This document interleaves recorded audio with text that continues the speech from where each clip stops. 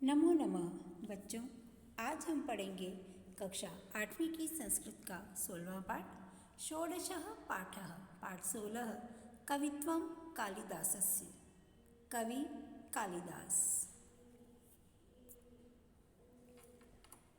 कवि कालिदास के बारे में एक छोटा सा परिचय मैं यहाँ पर देती हूँ आपको।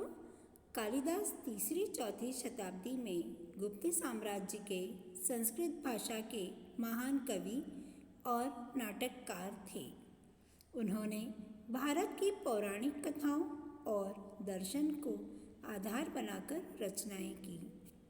भारतीय जीवन और दर्शन के विविध रूप और मूल तत्व निरूपित किए। उन्होंने अपनी रचनाओं के माध्यम से भारत को नई दिशा देने की कोशिश की। कालिदास की उपमाएं बेमिसाल हैं। उनके ऋतु वर्णन अद्वितीय हैं। माना जाता है कि कालिदास माँ काली के परम भक्त थे, अर्थात कालिदास के नाम का अर्थ ही है काली की सेवा करने वाला। महान कवि कालिदास राजा विक्रमादित्य के 9 रत्नों में से एक थे। किसी भी देश की संस्कृति के बारे में अगर हमें जानना हो तो हमें सबसे पहले उसके साहित्य के बारे में ही पढ़ना होता है। और ऐसे महान साहित्यकार कवि कालिदास ने हमारे भारत देश का नाम पूरे विश्व में गौरवान्वित किया है। आज हम कवि कालिदास के बारे में कुछ पढ़ेंगे। उनकी रचनाएं और उनके विचार, किस विचार को रखते हुए उन्होंने अपनी रचनाएं की, इस बारे में आज हम एक छोटी सी जानकारी इस पाठ के माध्यम से लेंगे। अब हम इस पाठ के शब्दार्थ पढ़ते हैं।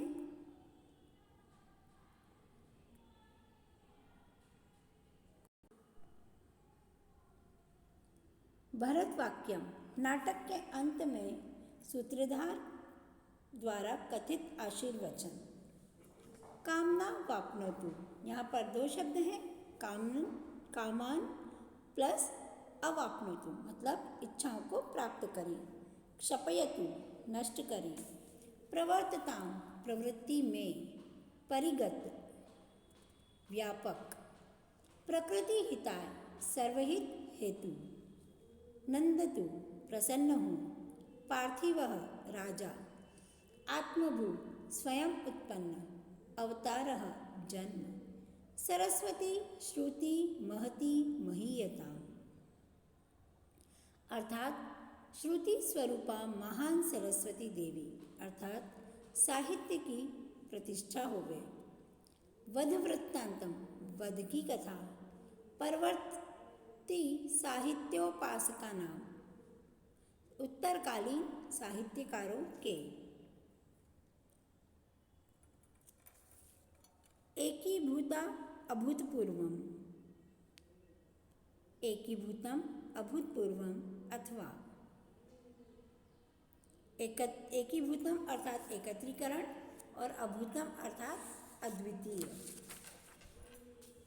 जो पहले कभी नहीं हुआ हो। दुर्गाणी, कष्टों को। नील लोहितः, नीले और गाढ़े लाल वर्ण वाले, अर्थात शिवजी।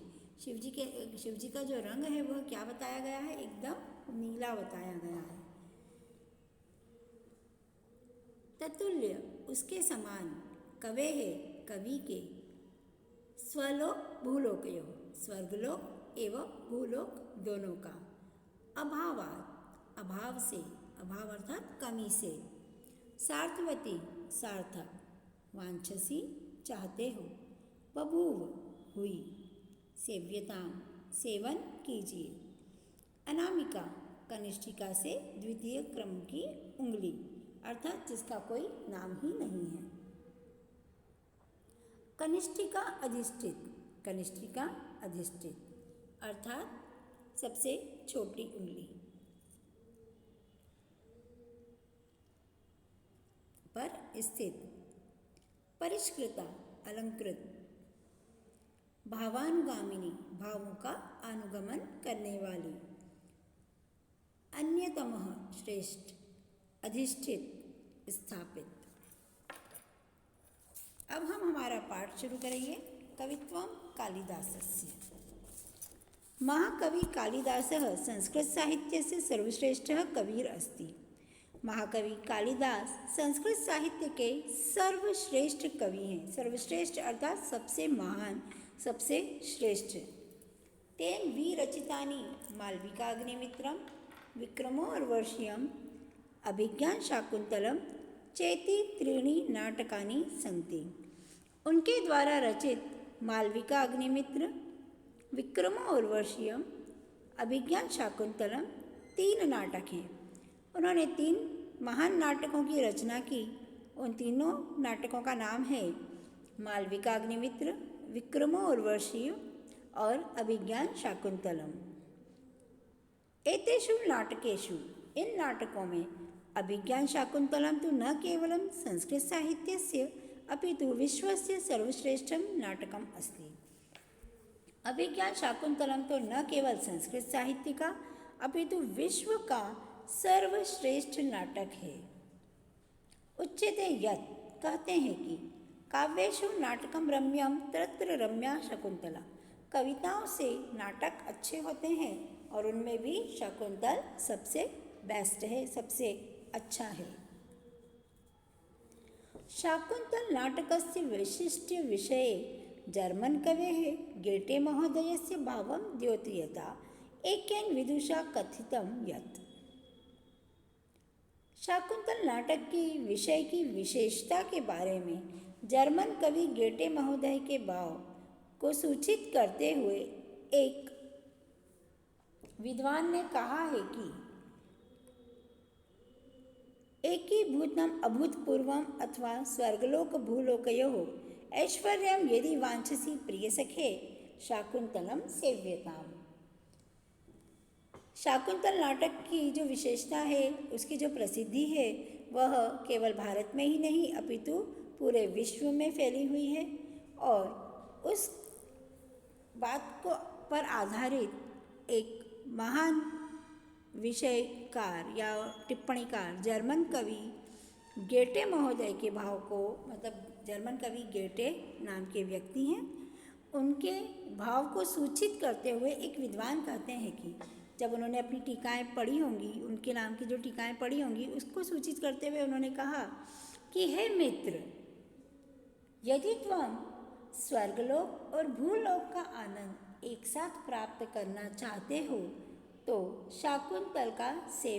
तुम्हें शाकुंतल का सेवन करना चाहिए, अर्थात शाकुंतल नाटक को पढ़ना चाहिए।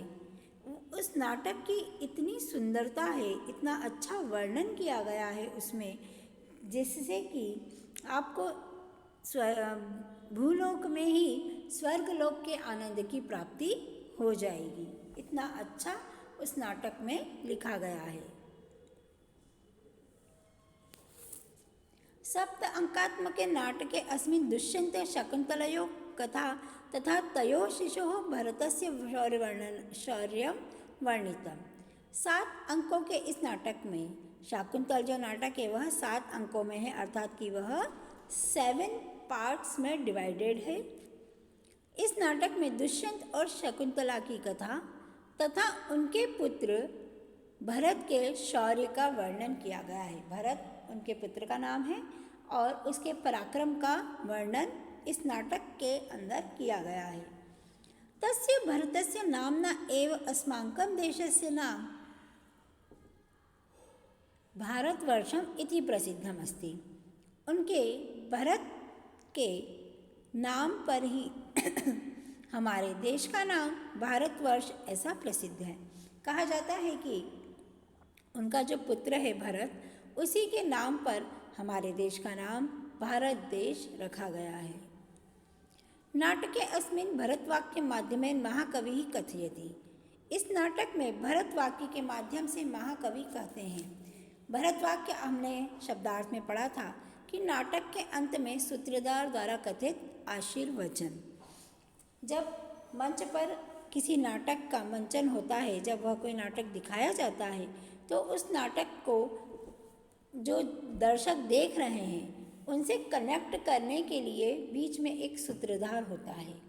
जैसे कि हम जो अभी सीरियल्स वगैरह आते हैं टीवी पर, उसमें हमें मतलब पुराने एपिसोड के भी कुछ अंश दिखाए जाते हैं, जिससे कि हम उस एपिसोड से कनेक्ट हो जाएं। तो सेम एज दिस कि जो नाटक मंच पर चल रहा है उसमें क्या हो रहा है और अगला सीन जो है उस नाटक का, अगला दृश्य जो दिखाया जा रहा है वह किस बारे में है, उसे एक सूत्रधार दर्शकों को बताता है, उसे सूत्रधार कहते हैं। और अंत में पूरा नाटक जब का अंत हो जाता है तब सूत्रधार अपना एक आशीर्वचन देते हैं, मतलब एक कंक्लूज़न देते हैं कि अब इस नाटक में क्या हुआ और शायद इससे अच्छा हो भी सकता था। तो इस नाटक में सूत्रधार अपना आशीर्वचन देते हुए कहते हैं कि प्रवर्ततां प्रकृति हिताय पार्थिवः सरस्वती श्रुति महती महीयतां ममपि च क्षपयतु नीललोहितः पुनर्भवं परगतिशक्तिर् आत्मभू। प्रवर्ततां प्रकृति हिताय पार्थिवः, राजा सभी के हित के लिए प्रवृत्त हूँ। सरस्वती श्रुति महती महीयतां, सरस्वती देवी की स्थापना हो अर्थात साहित्य चारों ओर फैले, ऐसा कवि कहना चाहते हैं। ममपि च क्षपयतु नीललोहितः पुनर्भवं परगतिशक्तिर् आत्मभू। नीले गाढ़े लाल वर्ण वाले शिवजी मेरे पुनर्जन्म के चक्र को समाप्त करें, अर्थात मुझे मोक्ष की प्राप्ति हो। ऐसा इस नाटक के अंत में एक मैसेज वह दर्शकों को देना चाहते हैं कि राजा सभी के हित के लिए कार्य करें, सरस्वती देवी अर्थात साहित्य की स्थापना हो, शिवजी मेरे पुनर्जन्म के चक्र को समाप्त करें, अर्थात मैं शिवजी की इस प्रकार आराधना करूं कि मेरा पुनर्जन्म ही ना हो और मुझे मोक्ष की प्राप्ति हो जाए। अब हम आगे बढ़ते हैं इसमें। मालविका अग्निमित्र नाटकम पंच अंकात्मक अस्ति। मालविका अग्निमित्र नाटक 5 अंकों का है। अत्र मालविका अग्निमित्रयोः तथा कथा वर्णिता अस्ति। इसमें मालविका और अग्निमित्र की कहानी वर्णित है। विक्रम उर्वशीय नाटके उर्वशी पुरूरवयोः कथा पंचांकेषु वर्णिता। विक्रम उर्वशीय नाटक में उर्वशी और पुरूरवा की कथा 5 अंकों में वर्णित है। अस्मिन् नाटके भरतवाक्य माध्यमेन कामयते कवि यत्। इस नाटक में भरतवाक्य के माध्यम से अर्थात नाटक के अंत में सूत्रधार द्वारा कथित आशीर्वचन के द्वारा कवि कामना करते हैं कि सर्वरस्तु दुर्गाणि सर्वो भद्राणि पश्यतु, सर्वः कामनावाप्नोतु, सर्वः सर्वत्र नंदतु। अर्थात सर्वस्त्रतु दुर्गाणि, सभी के कष्ट दूर हों, सभी सर्वो भद्राणि पश्यतु, सभी अच्छाई को देखें, सर्वः कामनावाप्नोतु, सभी इच्छाओं को प्राप्त करें, सर्वः सर्वत्र नंदतु, सभी सब जगह प्रसन्न हो।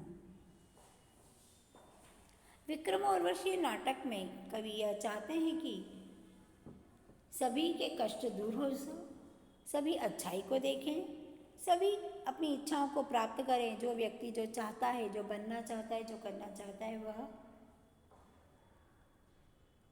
पूर्ण करे, सभी सब जगह प्रसन्न हो।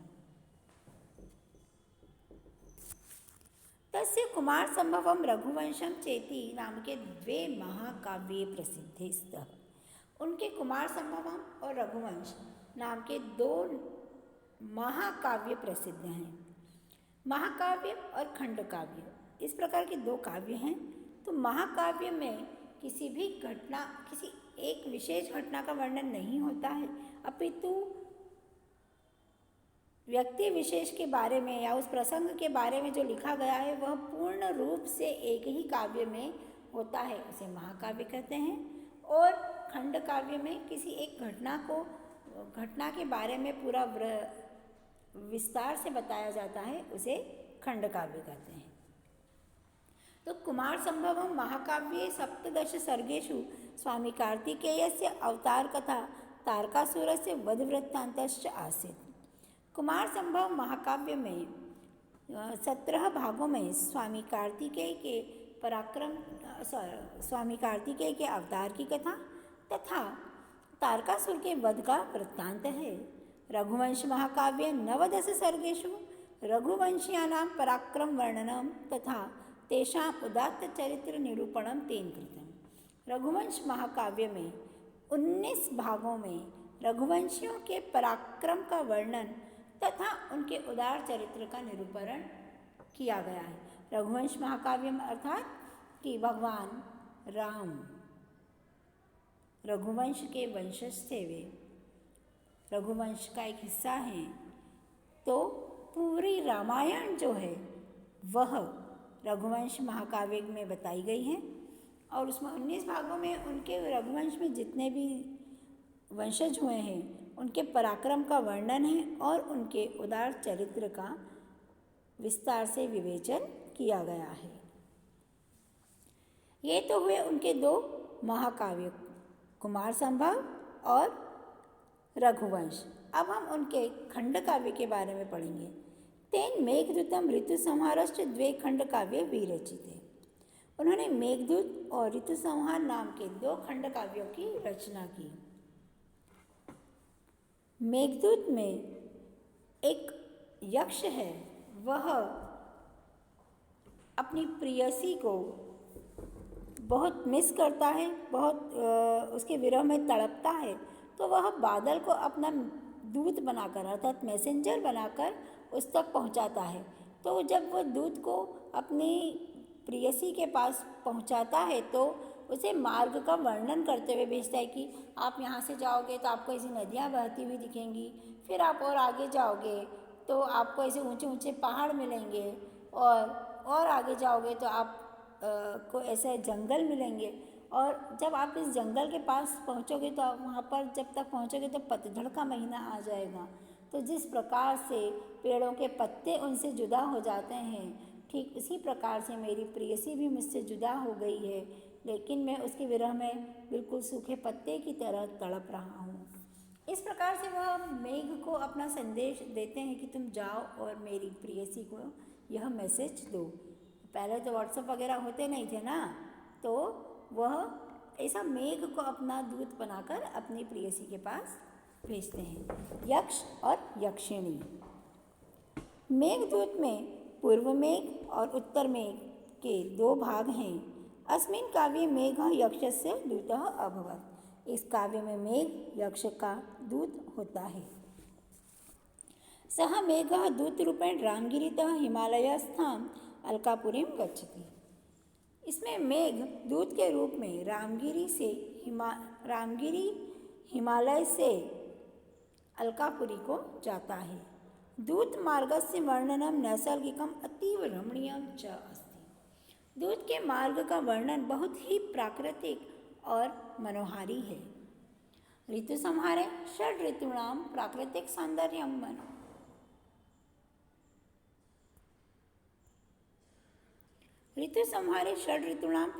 सौंदर्यम मनोवैज्ञानिश्च वर्णितम। ऋतु संहार में 6 ऋतुओं का जो वर्णन है उसका जो प्राकृतिक सौंदर्य है वह बहुत ही मनोवैज्ञानिक ढंग से किया गया, बहुत ही सूक्ष्म गहन विचार करने के पश्चात उसे लिपिबद्ध किया गया है। और इसमें भी एक प्रेमी अपनी प्रेयसी को ऋतुओं के माध्यम से अपनी विरह वेदना बताता है। कालिदासस्य उपमा विश्व प्रसिद्धा। कालिदास के द्वारा दी गई उपमा विश्व प्रसिद्ध है। ये उपमा यहाँ पे कोई डिश नहीं है, उपमा यहाँ पर एक अलंकार के रूप में है। उपमा अलंकार कि जब हम किसी की तुलना किसी अन्य के साथ करते हैं तो वहाँ पर उपमा अलंकार होता है। जैसे कि आपका मुख चंद्रमा के समान सुंदर है या सीता का मुख चंद्रमा के समान सुंदर है, तो यहाँ पर सीता की जो तुलना की गई है वह चंद्रमा के साथ की गई है। तो यहाँ पर सीता को किसकी उपमा दी गई? चंद्रमा की उपमा दी गई है।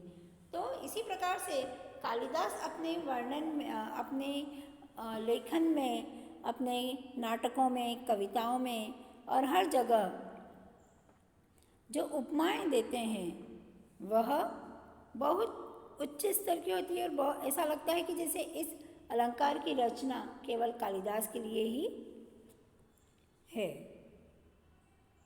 कथा वर्णने चरित्र चित्रणे च सह प्रवीणः।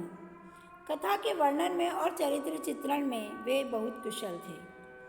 तस्य वर्णन शैली सरसा सरला परिष्कृता च अस्ति। उनकी वर्णन शैली सरस, सरल और परिष्कृत है। तस्य भाषा भावानुगामिनी। उनकी भाषा भावों का अनुगमन करती है, अर्थात कि जैसा हम उनके द्वारा लिखा हुआ है जब हम पढ़ते हैं तो वैसे ही हमारे सामने एक दृश्य उत्पन्न हो जाता है। इसीलिए कहा गया है कि उनकी भाषा भावों का अनुसरण करती है।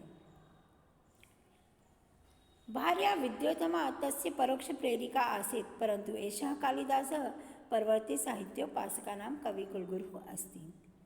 पत्नी विद्योत्तमा उनकी अप्रत्यक्ष रूप से प्रेरिका थी। यह कालिदास उत्तरकालीन साहित्यकारों के कवि कुलगुरु हैं। कालिदासस्य ग्रंथानाम् अनुवादः प्रायः विश्वस्य सर्वासु भाषासु सज्जातः। कालिदास के ग्रंथों का अनुवाद प्रायः विश्व की सभी भाषाओं में हुआ है। यह बहुत ही गौरव की बात है कि हमारे देश के ऐसे महान कवि हैं जिनके ग्रंथों का, जिनकी रचनाओं का अनुवाद विश्व की सभी भाषाओं में हुआ है। केवल भारत की ही सभी भाषाओं में नहीं, अपितु विश्व की सभी भाषाओं में।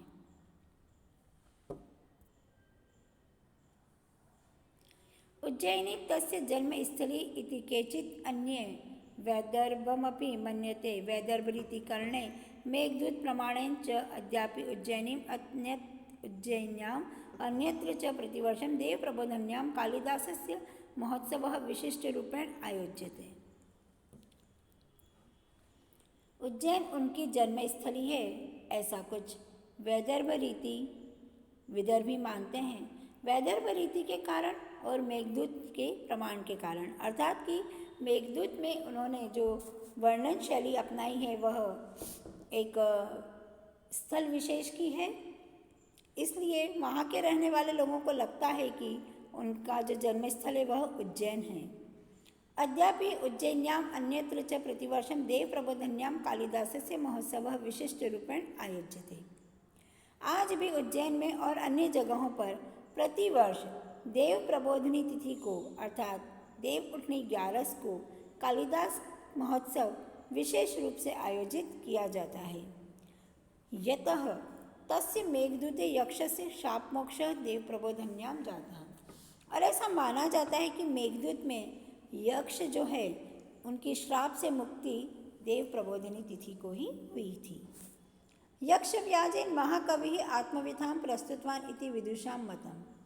यक्ष के माध्यम से महाकवि ने स्वयं की व्यथा को, स्वयं की दुख को प्रस्तुत किया है, ऐसा विद्वानों का मानना है। अतः देव प्रबोधिनी तिथि महाकवि उत्सव दिवस न तो जन्म दिवस।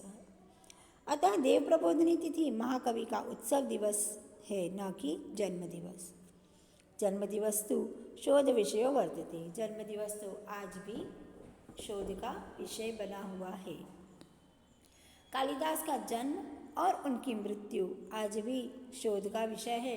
लोग आज भी सर्च करते हैं कि एक्चुअल में उनका बर्थ कब हुआ था और उनकी मृत्यु कब हुई थी। अपि च उक्तम, कहते हैं कि पुरा कविनाम गणना प्रसंगे कनिष्ठिका अधिष्ठित कालिदासः अद्यपि ततुल्य